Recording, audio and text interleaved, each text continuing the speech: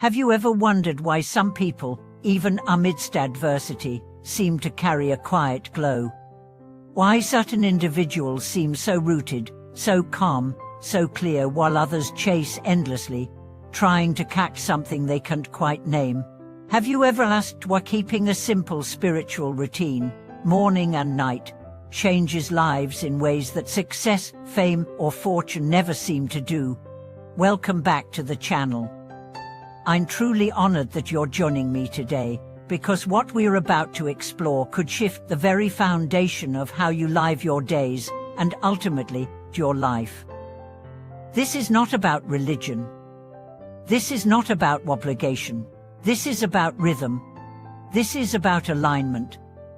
This is about the ancient power of morning and evening rituals, and how keeping them transforms your karma, your consciousness, and your capacity to receive blessings. In spiritual traditions across the world, from Buddhist temples to Christian monasteries, from Sufi mystics to Taoist sages, one principle remains consistent.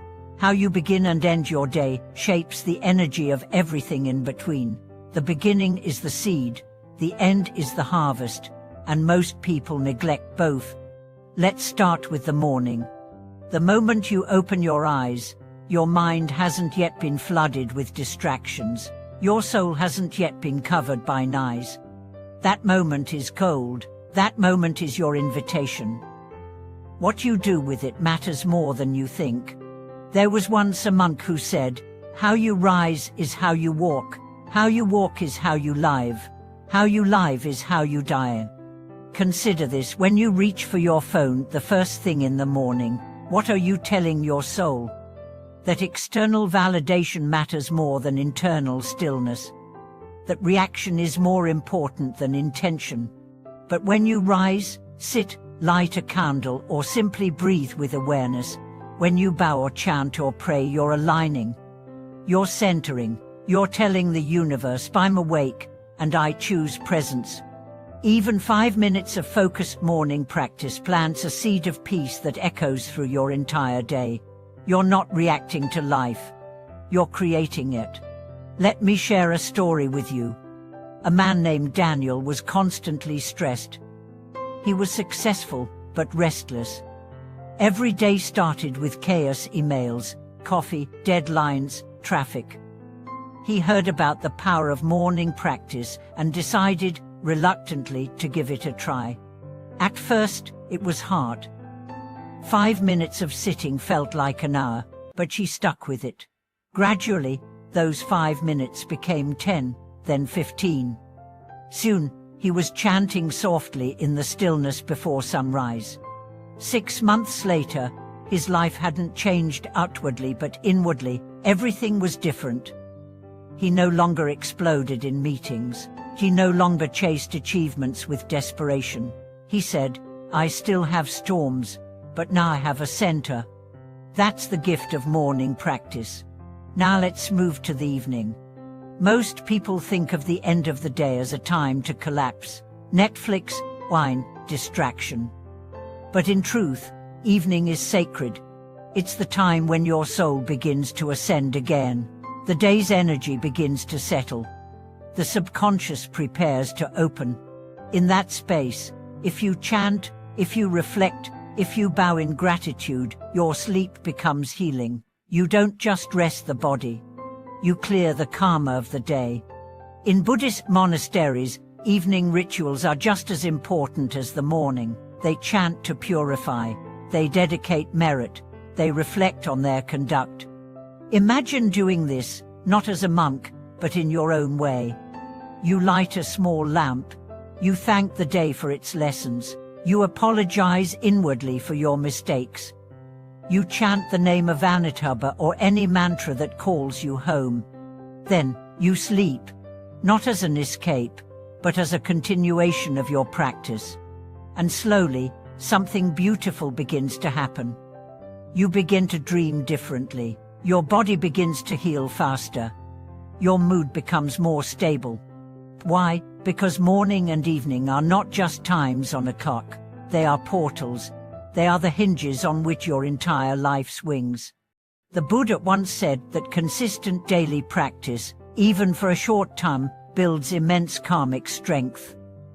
It's not the length, it's the sincerity. Think of it this way: every day you are building a temple. Morning is laying the foundation. Evening is closing the gates. If you do both with reverence, your life becomes that temple. Now, let's talk about why people who keep these rituals are blessed. Because they are aligned. Because their actions match their values. Because they carry stillness into a chaotic world. Because they don't just talk about the spiritual path, they walk it, day after day. And the universe responds. Opportunities find them. Protection surrounds them. Guidance appears for them.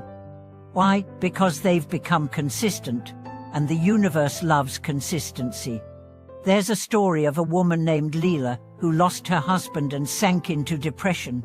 A friend gave her a mala and said, "Just chant this name, once in the morning and once at night."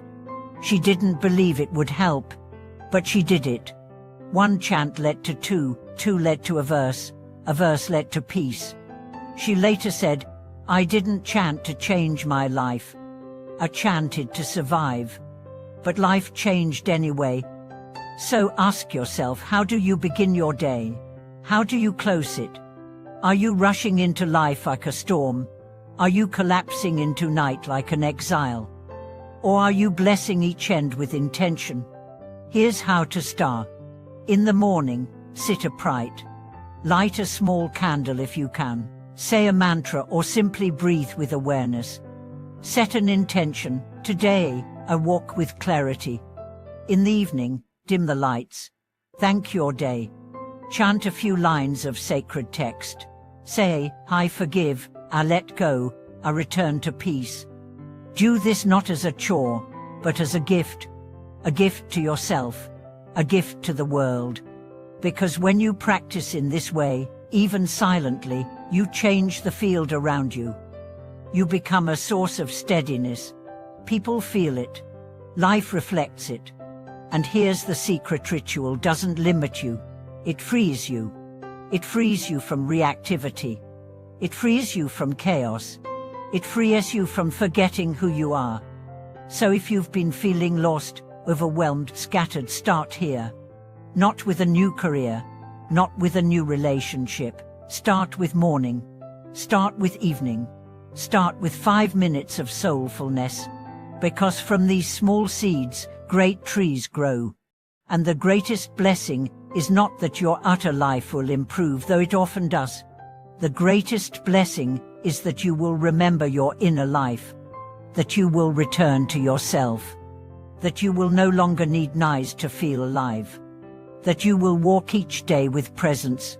And sleep each night with peace. Thank you for watching this video. If you've already experienced the power of morning or evening practice, share your story in the comments. If not, start today and let us know how it transforms you. Don't forget to like, subscribe, and turn on notifications. More sacred reflections are coming your way. Until then, rise with purpose, rest with gratitude, and may every breath become a blessing.